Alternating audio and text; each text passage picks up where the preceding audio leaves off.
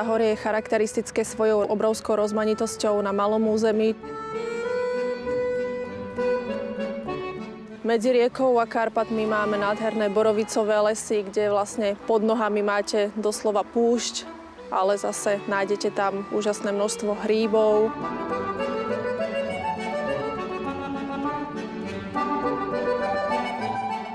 Som záhoráčka, rodená záhoráčka z Malaciek. Som rodený Seničan, narodil som sa tu, žijem tu celý svoj život i so svojou rodinou. Mám 50% kysuckej krvi po otcovi a 50% pravej skalickej po mame. Narodil som sa už v Skalici, som hrdý Skaličan a samozrejme v podstate cítim sa aj ako záhorák. Malacky sú v trojuholníku medzi Bratislavou, Rakúskom a Českou republikou. Je tu hlavná železničná tráť, je tu diaľnica, sme blízko k 3 letiskám, sme blízko k prístavu. Senica leží v strede Záhoria, i keď tie trenice medzi Senicou a Skalicou istým spôsobom vždy boli, ale nastal čas spolupráce a myslím, že všetko musí byť založené na dobrej spolupráci, na ochotnej spolupráci a na vytváraní stále lepších podmienok pre život pre všetkých občanov Záhoria.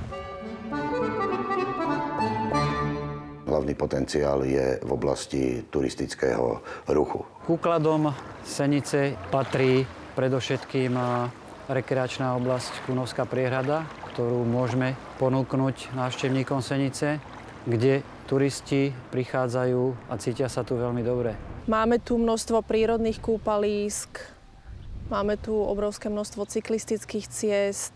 Hranice nášho katastru sú rieka Morava, Paťov kanál.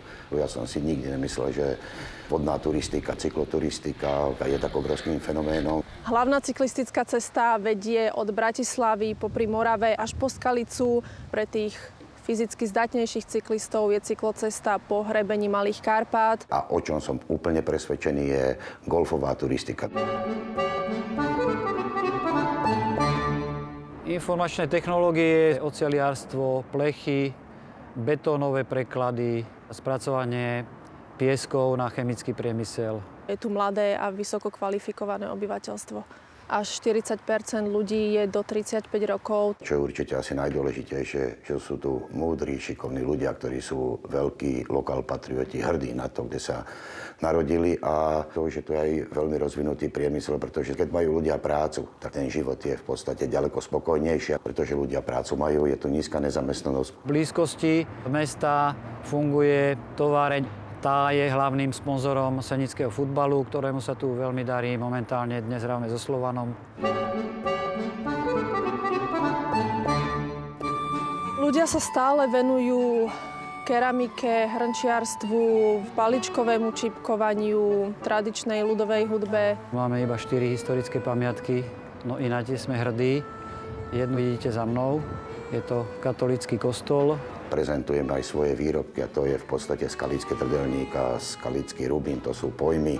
A som aj rád, že vlastne tomu skalickému trdelníku sme dali tú česť, že to bol prvý slovenský výrobok, ktorý bol registrovaný v rámci Európskej únie. No a k tomu samozrejme naša koncepcia do roku 2020 je, dá sa povedať, postavená na rozvoji cestovného ruchu.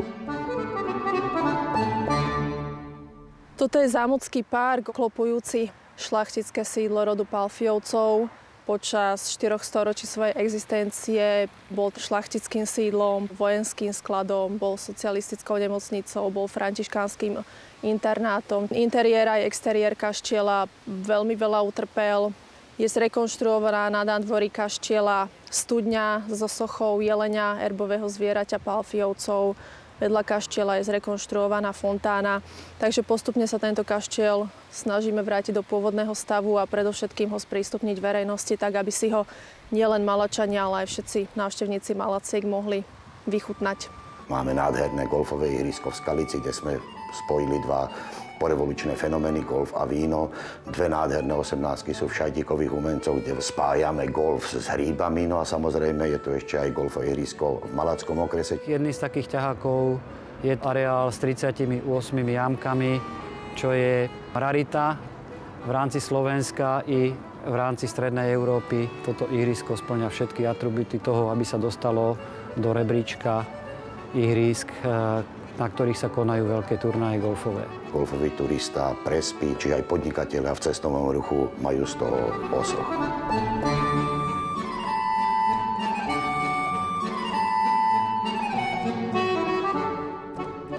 Nikdy nebolo nejako dokázané, že odkiaľ ten Macek bol a kam išiel a prečo išiel do Malaciek. On údajne sa do Malaciek ani nedostal, niekde pred Malackami, neviem, čo sa mu pokazilo. Musel sa vrátiť späť, odkiaľ prišiel, nevieme odkiaľ, ale tá pesnička prischla Malackám a Malacky sú ňou preslávené, tak prečo si ju nenechať.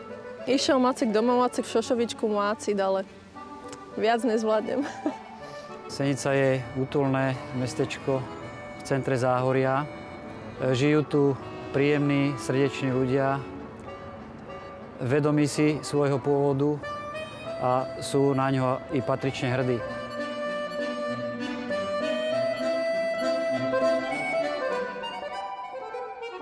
Potenciál, ktorý to Záhorie má, je obrovský. Aj preto som rád, že vlastne aj spolupráca medzi Senicou, Skalicou a Malackami je veľmi intenzívna. Dá sa povedať, že sme naladení na jednu nótu. Záhoráci chceli byť záhorákmi, zachovať si predovšetkým svoj jazyk, svoju históriu, kultúru, svoj charakter, svoju srdečnosť. Cítim sa byť záhoráčkou. To je vrodený pocit, ktorý sa ťažko opisuje. Keď niekto povie vtip na záhoráka, tak je tu kontravtip, ktorý hovorí, aký je rozdiel medzi záhorákom a snehulákom. Snehuláka môžeme bozatriť v zime a záhoráka po celý rok.